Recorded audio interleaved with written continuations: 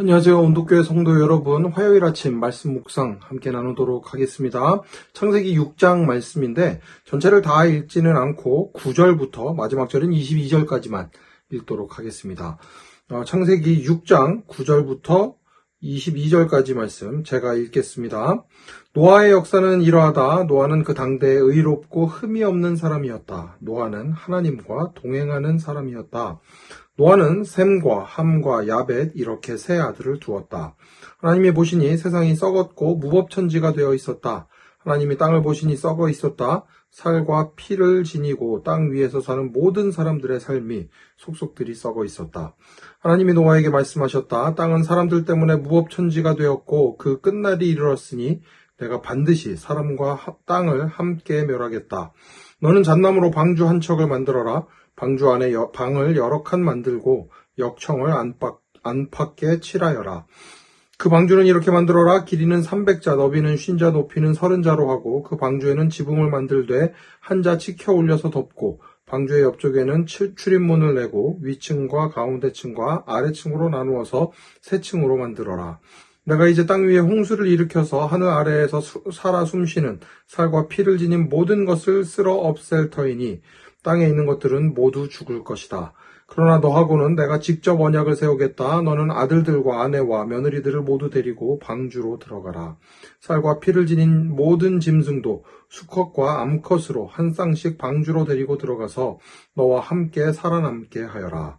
새도 그 종류대로, 집짐승도 그 종류대로, 땅에 기어다니는 온갖 길 짐승도 그 종류대로 모두 2마리씩 너에게로 올 터이니 살아남게 하여라. 그리고 너는 먹을 수 있는 모든 먹거리를 가져다가 쌓아두어라. 이것은 너와 함께 있는 사람들과 짐승들의 먹거리가 될 것이다. 노아는 하나님이 명하신 대로 다 하였다. 꼭 그대로 하였다. 아멘. 오늘부터 함께 이제 노아의 삶을 살펴보게 됩니다. 노아가 어떤 사람이었는지, 노아의 삶 가운데 하나님이 어떤 일들을 행하셨는지 저희들 함께 살펴보려고 합니다. 9절을 보면 노아에 대해서 이렇게 이야기를 합니다. 노아의 역사는 이러하다. 노아는 그 당대에 의롭고 흠이 없는 사람이었다. 노아는 하나님과 동행하는 사람이었다.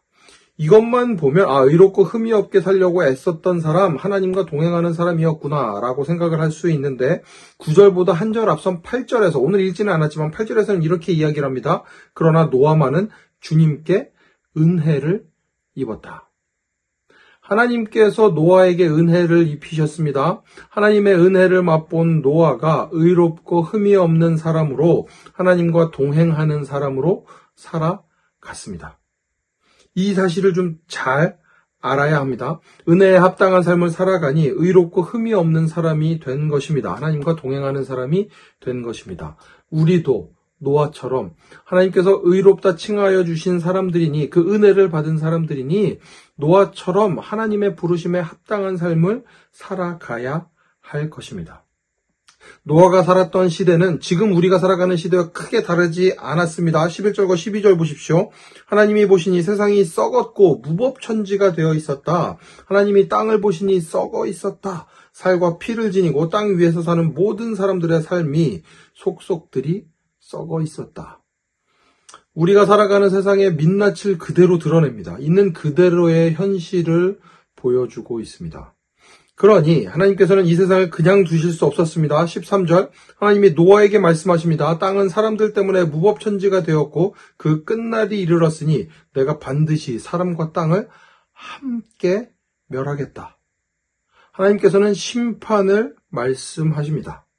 잘못된 것이 있으면, 잘못한 것이 있으면, 죄가 있으면 그에 대한 대가를 반드시 치러야 합니다. 심판이 있습니다. 그런데 그 심판 가운데에도 하나님은 구원을 말씀하십니다. 14절 너는 잣나무로 방주 한 척을 만들어라. 방주 안에 방을 여러 칸 만들고 역청을 안팎에 칠하여라.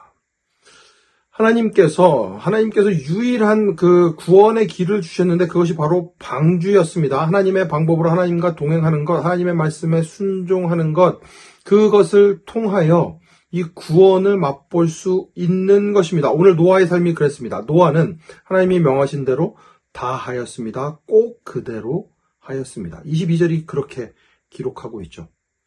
아마 비도 오지 않는 상황에서 이렇게 큰 방주를 짓는다는 것, 사람들에게 아마 조롱과 멸시, 별의별 일들을 다 당했을 것입니다.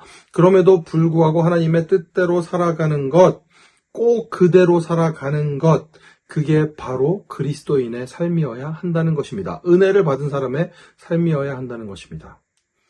바깥에 있는 사람들이 보기에, 믿지 않는 사람들이 보기에, 예수 그리스도 밖에 있는 사람들이 보기에 우리가 살아가는 삶의 방식은 말이 되지 않을 것입니다. 조롱거리가 될 것입니다. 하지만 그것이 바로 하나님이 원하시는 삶의 방식이라고 하면 그 길을 걸어가는 것이 꼭 그대로 하는 것이 우리의 삶의 방식이어야 할 것입니다. 오늘 노아를 통해서 이 어지러운 세상 가운데 우리가 어떻게 살아가야 하는지 다시 한번 깨닫게 되는 저와 여러분 되시기를 간절히 축원합니다. 함께 기도하겠습니다. 하나님 감사합니다. 오늘도 노아를 통해 저희의 삶 가운데 말씀하시니 감사합니다. 노아를 봅니다. 하나님께서 은혜를 베푸셨고 그 은혜에 합당한 삶을 살아감으로 의롭다 칭함을 받았던 하나님의 그 놀라운 은혜를 입었던 노아를 바라봅니다. 노아가 입었던 은혜를 저희들도 받은 줄 믿습니다. 하나님, 저희들도 이 세상 가운데 노아와 같이 꼭 그대로 하나님의 말씀대로 행하며 살아가는 저희들 되게 하여 주시옵소서.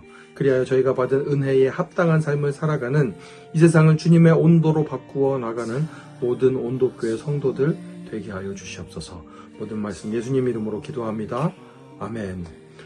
오늘도 주님과 함께하며 애쓰는 모든 온도교회 성도 여러분, 주님의 놀라운 은혜가 여러분의 삶 가운데 함께 하시기를 기도합니다. 오늘도 샬롬입니다.